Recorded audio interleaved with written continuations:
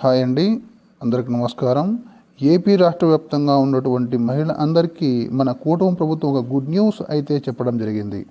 రాష్ట్ర వ్యాప్తంగా ఉన్నటువంటి స్కూళ్ళల్లో 1వ తరగతి నుండి ఇంటర్ వరకు చదివే ప్రతి విద్యార్థికి సంవత్సరానికి వారి తల్లి ఖాతాలో 15,000 రూపాయలను తల్లికి వందనం అనే పథకం ద్వారా డబ్బులను వేయాలని నిర్ణయించడం జరిగింది. ఈ తల్లికి వందనం పథకం అనేది గత వైసీపీ ప్రభుత్వం ప్రవేశపెట్టిన అమ్మఒడి పథకానికి పేరు మార్చి ఈ ప్రభుత్వం అనేది తల్లికి వందనం అని ఒక పేరు పెట్టి జీవో జారీ చేయడం అయితే జరిగింది.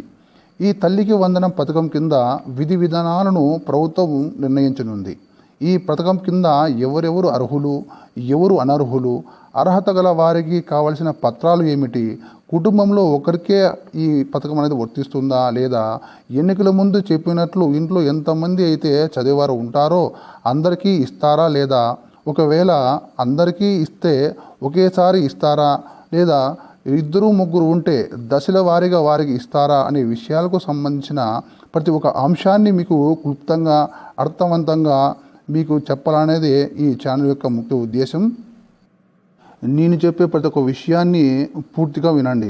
నా వీడియోని ఎక్కడా కూడా స్కిప్ చేయకుండా పూర్తిగా చూడండి.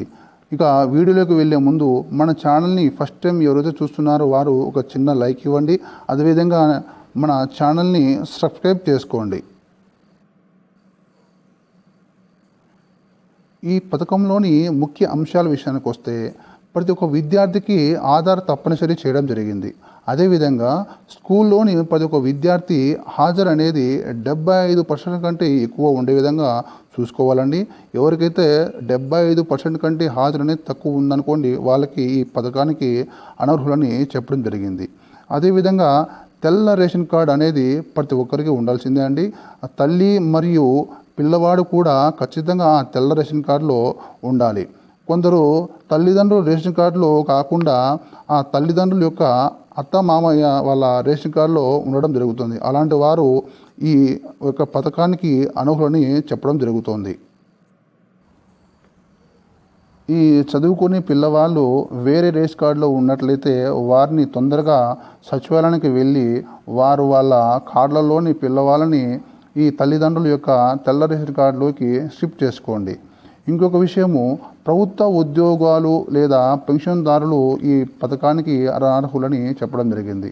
అంటే పెన్షన్దారులు అంటే ఇప్పుడు ఇస్తున్న ప్రభుత్వం పెన్షన్ అంటే 4,000 రూపాయలకు కాదండి వాళ్ళు దీనికి అర్హులు అవుతారు. పెన్షన్దారులు అంటే ప్రభుత్వ ఉద్యోగస్తులు, వాళ్ళు విరమణ తర్వాత వాళ్ళకు ఒక పెన్షన్ వస్తుంది కదా, ఆ పెన్షన్దారులు మాత్రమే ఈ పథకానికి అనర్హులని చెప్పడం జరిగింది. ఇంకొక విషయం, మున్సిపాలిటీలో పనిచేసే వారు కూడా ఈ పథకానికి అర్హులని చెప్పడం జరిగింది. అంటే పారిశుద్ధ్య కార్మికులు కూడా వీళ్ళకు మినహాయింపు అయితే ఇవ్వడం జరిగిందండి. 4 చక్రాల వాహనానికి సంబంధించిన వారు అనర్హులని చెప్పడం జరిగింది. కానీ ఈ క్యాబ్ డ్రైవర్లు కానీ ట్యాక్సీ డ్రైవర్లు కానీ వీరైతే అర్హులని చెప్పడం జరిగిందండి.